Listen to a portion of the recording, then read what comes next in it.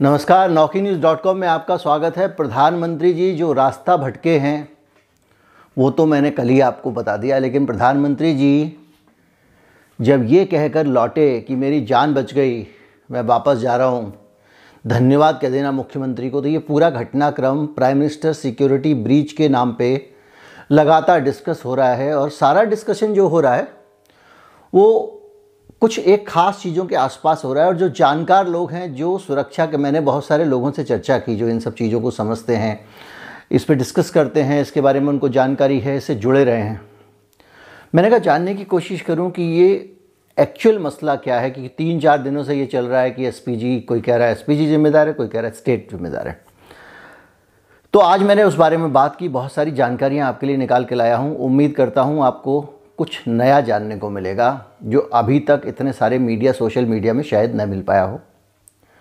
Channel को subscribe कर लीजिए। अगर हमारे चैनल को आप मदद करना चाहते हैं तो हमारा यूपीआई आईडी डिस्क्रिप्शन में है, उसके ज़रिए आप भुगतान कर सकते हैं। डिस्क्रिप्शन में सबसे नीचे मिलेगा और एक बार कोड भी स्क्रीन पे आपको दिखाई देगा, उसके ज़रिए भी आप वीडियो पॉज करके उसको स्कैन कर सकते हैं और आप भुगतान कर सकते हैं।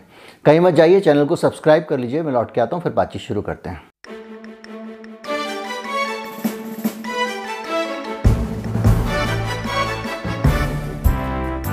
जो जानकार लोग हैं वो ये कह रहे हैं कि अगर स्टेट गवर्नमेंट ने रूट क्लियर नहीं किया, इस बात को एक तरफ रख दिया जाए, तो बहुत सारे ऐसे कारण हैं, 25 ऐसी जानकारियां सामने आ रही हैं जो साफ साफ कह रही हैं कि प्रधानमंत्री के प्राणों को खतरे में डाला गया। और प्रधानमंत्री के प्राणों को खतरे में डालने के लिए एक के बाद एक कई चूक की गई, एक के बाद एक कई गलतियां की गई। और इस पूरे घटनाक्रम से भारत का जो एसपीजी है उसके ऊपर बहुत सारे सवाल खड़े हो गए हैं, उनकी समझदारी पर सवाल खड़े हो गए हैं, ऐसी चीज़ों पर सवाल खड़े हो गए जो कॉमन सेंस की चीज़ें हैं, हम और आप भी समझते हैं। वो कौन सी चीज़ें हैं जो कर सकता था एसपीजी, उस पर बात करेंगे। इसके अलावा और भी बहुत सारे मसले बात करेंगे। तो मैं आपको सबसे पहले बताता हूँ कि एसपीजी ने जो सबसे बड़ी गलती की है वो क्या की है। सबसे बड़ी गलती ये की है कि जब आपको पता था कि प्रधानमंत्री जाम में फंस गए हैं और उस ऐसी जगह पर खड़े हुए हैं जो पुल के ऊपर है, यानी जिसको दोनों तरफ से निशाना बनाया जा सकता है। याद कीजिए, मैंने आपको एक इंटरव्यू बताया था, फ़खरीज़ादे थे जो ईरान के परमाणु वैज्ञानिक थे, उनकी हत्या की गई थी। तो एक स्पीड ब्रेकर को ढूंढा गया, तो स्पीड ब्रेकर पर जैसे ही वो स्लो हुए, उनके ऊपर एक ऑटोमेटेड गन जिसको इजराइल से कंट्रोल किया जा रहा था, उसे ईरान के अंदर उनकी हत्या कर दी गई थी। तो प्रधानमंत्री जब वहाँ पे थे तो उनको उस कार के अंदर 20 मिनट तक एक ही जगह पे वल्नरेबल टारगेट की तरह क्यों रखा गया, उसको नहीं रखा जाना चाहिए था। ये जानकारों का कहना है। उनका कहना ये है कि किसी भी हालत में उस कार को घेर देना चाहिए था, या प्रधानमंत्री को किसी दूसरी सेफ्टी कार में मूव कर देना चाहिए था, या कुछ और कर देना चाहिए था, पहली चीज़। दूसरी गलती वो लोग बता रहे हैं कि ये सफ़र छोटा मोटा नहीं था, 130 किलोमीटर का सफ़र था। 130 किलोमीटर आपको किसी हाईवे पे ट्रैवल करना है, यानी दिल्ली से आगरा या आगरा से भी ज़्यादा, तो आपको इतने लंबे समय तक अगर रूट क्लियर कराना है तो आपको 2-4 घंटे, 3 घंटे का एक प्रैक्टिकल मार्जिन मान के चलना चाहिए, किसी की कितनी भी जिम्मेदारी हो। आप अचानक 130 किलोमीटर के सफ़र पे नहीं गुजर सकते। आप एक ऐसे हाईवे से सफ़र कर रहे थे जो हाईवे पाकिस्तान के बहुत नज़दीक था, पाकिस्तान की प्रॉक्सिमिटी में था। और अगर वो 130 किलोमीटर बठिंडा से फिरोजपुर जा रहे हैं तो इस बीच में अगर कोई उनको टारगेट करना चाहता सरहद पार से, तो उसके लिए बहुत आसान होता, क्योंकि एक प्रिडिक्टेड रूट है, एक सड़क है जिस पे लगातार आप चलते जा रहे हैं और सड़क पे वो आपको आसानी से टारगेट कर सकता था। ये दूसरी सबसे बड़ी गलती थी। तीसरा मसला ये भी उठाया जा रहा है, कुछ लोग कह रहे हैं कि प्रोटोकॉल में गाड़ी रहती है, लेकिन उनका कहना ये है कि बठिंडा से फिरोजपुर जब आपको जाना था, आप हेलीकॉप्टर से जाने वाले थे, तो अचानक आप वहीं रुक गए। जब आप वहाँ रुके हैं तो वहाँ पे बुलेट प्रूफ गाड़ी पहले से तैयार क्यों और किस लिए थी? क्या ये पहले से प्लान था कि बठिंडा से हम अचानक फिरोजपुर बाई रोड जाएंगे? अगर बाई रोड फिरोजपुर जाने वाले थे बठिंडा से आप, तो आपका पहले से भी प्लान था, क्योंकि आपके पास वहाँ पे एक ऑलरेडी बुलेट प्रूफ गाड़ी वगैरह का इंतज़ाम आपने रखा हुआ था। तो ये प्लान अच्छी तरह से और उचित समय पे स्टेट गवर्नमेंट को ब्रीफ क्यों नहीं किया गया, ताकि उसको रास्ता खाली कराने का समय मिल जाता। और एक और बड़ा बिंदु जो है वो निकल के आ रहा है, वो ये है कि सबसे बड़ी मूर्खता ये हुई है कि 20 मिनट तक आप वहाँ खड़े रहे हैं और 20 मिनट तक आपने वहाँ को पीएम से को उस हालात से निकालने की कोशिश नहीं की, बल्कि आपने ये किया कि पीएम को वापस जब लेकर आए तो उसी रूट से लेकर आए जिस पे वो फंसे थे।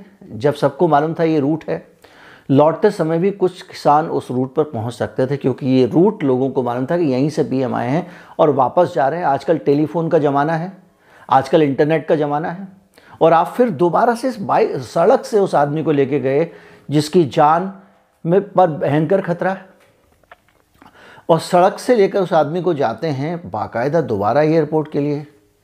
आपके पास हेलीकॉप्टर था, आप जिस हेलीकॉप्टर से जाने वाले थे उसी हेलीकॉप्टर से आप एक छोटी सी सॉर्टी लगा के प्राइम मिनिस्टर को सुरक्षित तरीक़ों से वापस क्यों नहीं ला सकते थे?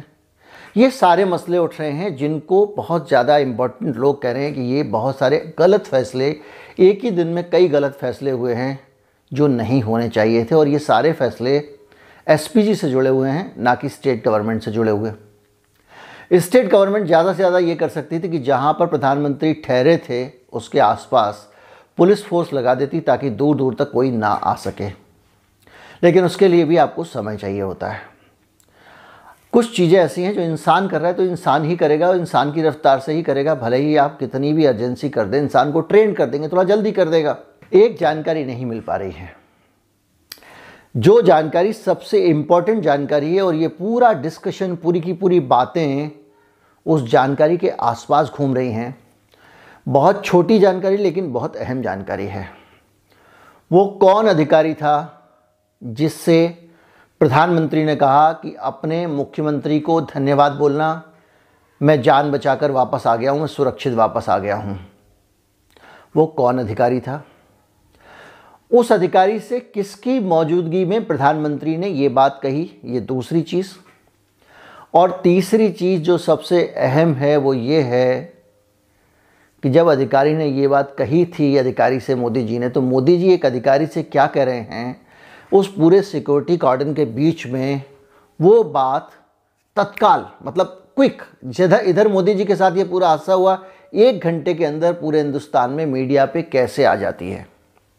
एक बातचीत जो सिक्योरिटी में लगे हुए अधिकारियों से देश का प्रधानमंत्री कहता है, उस पूरे सिक्योर एनवायरनमेंट में कहता है जहाँ पे कोई भी परिंदा भी कोई पर नहीं मार सकता। हालांकि मैंने कल के वीडियो में बताया था कि कौन कौन कहाँ मोदी जी के रूट में पर मार ले जाते हैं, उस पर ऐश्वर्या जी कितनी बड़ी बड़ी बातें करें, लेकिन इसको सुरक्षा का हाल यही है।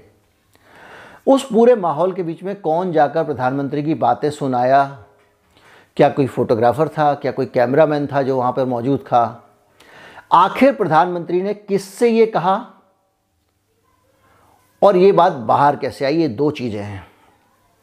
इसके आधार पर एक बात मन में आती है, एक आशंका मन में आती है कि हो सकता है प्रधानमंत्री ने ये वाली बात कही ना हो, क्योंकि इसकी पुष्टि तो कहीं से हुई नहीं है, किसी भी आदमी ने ये तो कहा नहीं है। ये तो कौवा कान लेवड़ा वाला मसला है, कोई चेक ही नहीं कर रहा है प्रधानमंत्री ने कहा है कि नहीं कहा है। बस प्रधानमंत्री ने कहा और इसी पे लेके उनकी ट्रोलिंग भी शुरू हो गई है, और इसी बात को लेकर लोगों ने इसको पॉलिटिकल इश्यू बनाना शुरू कर दिया। देश भर में घेराबंदी हो रही है।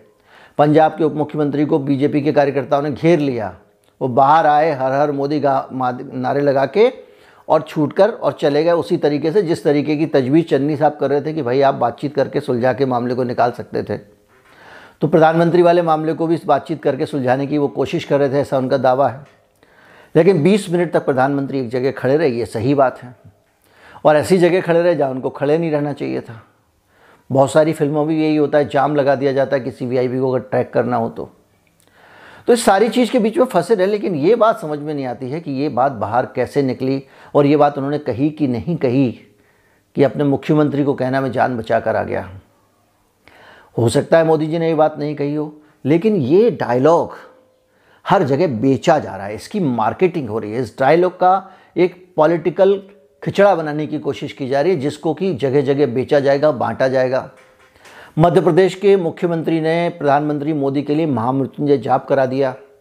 अलग अलग मंदिरों में महामृत्युंजय जाप हो रहा है, कई कई जगहों पर उनकी सुरक्षा की कामना हो रही है, प्रार्थनाएं की जा रही हैं। ऐसा क्या हुआ भाई? अस्पताल में नहीं है, दुर्घटनाग्रस्त नहीं हुए हैं, सकुशल हैं, उनको चोट भी नहीं लगी है, उनकी गाड़ी कहीं हिली विली भी नहीं थी, सिर्फ 15 मिनट खड़े होकर उनको लौटना पड़ा, यही हुआ है। हो कुछ भी सकता था लेकिन हुआ तो यही है ना। इसके आधार पर महामृत्युंजय जाप क्यों? हमने तो ये सुना है कि महामृत्युंजय जाप जब कोई बहुत गंभीर स्थिति में होता है, जीवन और मृत्यु के बीच संघर्ष कर रहा होता है और ये लगता है कि अब इस आदमी की जान बचाने का एक ही रास्ता है, डॉक्टर जवाब दे देते हैं कि आप शिव जो मृत्यु के देवता हैं उनके साथ में उनकी आराधना करें, एक जाप करें जिसको महामृत्युंजय जाप कहते हैं, और वो आदमी के प्राण बचा लेता है। लेकिन मोदी जी के साथ तो ऐसा कुछ नहीं हुआ है। तो कहीं वो जो डायलॉग अपने मुख्यमंत्री जी को कहना मैं सुरक्षित वापस आ गया, इस डायलॉग का ओरिजिन और इसकी ऑथेंटिसिटी ये पता लगाना बहुत ज़रूरी है। ये डायलॉग कहाँ से आया और ये डायलॉग कितना सही है, कितना ऑथेंटिक है, ये पता लगाना ज़रूरी है। और इसके साथ ही ये भी पता लगाना ज़रूरी है कि प्रधानमंत्री जी को जब बाई सड़क बाई रोड नहीं जाना था, अचानक उनका प्रोग्राम बदला, तो उनकी जो हाई एंड सिक्योरिटी वाली कार है वो पहले से वहाँ क्यों थी? क्या उनका प्लान वहाँ से सड़क से जाने का था? क्या सड़क मार्ग एसपीजी के प्लान बी में था? कई बार प्लान बी में होता है कि भाई ये कंटिजेंसी प्लान है कि अगर दिक्कत आएगी तो हम सड़क से चले जाएंगे और ये कार रहेगी जिससे हम प्रधानमंत्री जी को निकाल के ले जाएंगे। तो क्या सड़क प्लान बी का हिस्सा थी? अगर प्लान बी का हिस्सा थी तो जो लोग सुरक्षा से जुड़े हुए लोग थे और जिनको उस प्लान बी का हिस्सा होना था, मैं ये नहीं कह रहा हूँ कि सुरक्षा से जुड़ी हुई सीक्रेट बातें आप सबके साथ में शेयर करें, लेकिन जिसको उस प्लान बी का हिस्सा होना था, जिस आदमी को रूट लगाना था, रास्ते साफ रखने थे, उसको इसकी सूचना क्यों नहीं थी? तो ये बहुत सारी चीज़ें हैं जो झोल हैं, जो अभी धीरे धीरे निकल के सामने आ रहे हैं। सोशल मीडिया की चकलस में कुछ लोग लगातार कह रहे हैं मोदी जी ने ये कह दिया, वो कह दिया, मोदी जी को नहीं कहना चाहिए था। कुछ लोग सरकार के इसकी बात कर रहे हैं, कोई दूसरी बात कर रहे हैं। कोई लोग कह रहे हैं कि हमारे मोदी जी को सुरक्षा थी। वो याद कीजिए नोटबंदी के बाद में मोदी जी ने कहा था कि मुझे 50 दिन दे दीजिए। बहुत सारे लोग मेरी जान के पीछे पड़े हुए हैं, वीडियो पड़ा हुआ है कहीं पे मेरे फेसबुक पेज पे हमारे, और हमारे जान के पीछे पड़े हुए हैं, ये पड़े हुए हैं, वो पड़े हुए हैं। क्या उसी तरह की राजनीति जैसा मैंने बताया था शुरू होने वाली है? क्या इस चुनाव में चुनाव जो लड़ा जाएगा वो मोदी जी के प्राणों के ऊपर लड़ा जाएगा कि मोदी जी को मारना चाहते हैं, मोदी जी के दुश्मन हैं, आपका बेटा जान बचा के आया है, आपके बेटे को बचाना है, उसकी इज्जत बचानी है, उसकी ज़िंदगी जाने वाली थी, देश के लिए आपका बेटा मरने वाला था, आप उस बेटे की ने जो कुर्बानी दे रहा है खतरे में है, आपके बेटे के जो दुश्मन हैं उनको सबक सिखाइए, मुझे वोट दीजिए। क्या ऐसा है? क्या ये माना जा सकता है कि चुनाव में यही मसला बनेगा? और अगर ये मसला बनेगा तो चुनाव है, चुनाव में कई तरह के मसले बनते हैं, लेकिन मुझे दुख और ऐतराज़ इस बात पे है कि बहुत सारे बड़े मसले, महिलाओं की सुरक्षा, गरीबी, भूखमरी, शिक्षा, किसानों की दशा, महंगाई, लॉकडाउन, कोविड और सबके बीच में आम आदमी का पिसते जाना, गरीब अमीर का अंतर बढ़ना, कितने मैंने वीडियोस बनाए, उसमें बहुत जानकारी दी है किस तरह से अमीर लगातार अमीर हो रहे हैं, लॉकडाउन हो या नहीं, और गरीब लगातार गरीब हो रहे हैं। गरीबी की रैंकिंग में नीचे चले जाना, डेमोक्रेसी की रैंकिंग में नीचे चले जाना, ये सब मसले छोड़कर अब आपका सपूत बच के आ गया है। दुश्मनों को सबक सिखाओ पे चुनाव होंगे? क्या इस देश में इमोशनल मसलों पर ही चुनाव होंगे? क्या कोई भी पॉलिटिकल पार्टी कोर इश्यूज़ को लेकर नहीं आएगी? ये चिंता का विषय है। अगर ये हथकंडा है, पुलवामा जैसे था, पुलवामा में अगर हथकंडा था, वैसे तो हथकंडा उसको कहना, उसको प्रमाणित करना पड़ेगा, जो मैं नहीं कर सकता हूँ, इसलिए मैं उसको कहना नहीं चाहूँगा। लेकिन जो भी है ये दुखद है। देश की राजनीति की दिशा ये नहीं होना चाहिए कि प्रधानमंत्री कहीं जा पाए या नहीं जा पाए, उनकी गाड़ी रोकी गई, उनको वापस लौटना पड़ा। बल्कि ये होनी चाहिए कि इस देश में नौजवान बेरोज़गार क्यों हैं, गरीब के पास घर और भोजन क्यों नहीं है, रोटी कपड़ा मकान की समस्या कब हल होगी, हम 70 साल हो चुके हैं। इन सब चीज़ों पे बातचीत होनी चाहिए। उम्मीद करता हूँ वीडियो आपको अच्छा लगा होगा।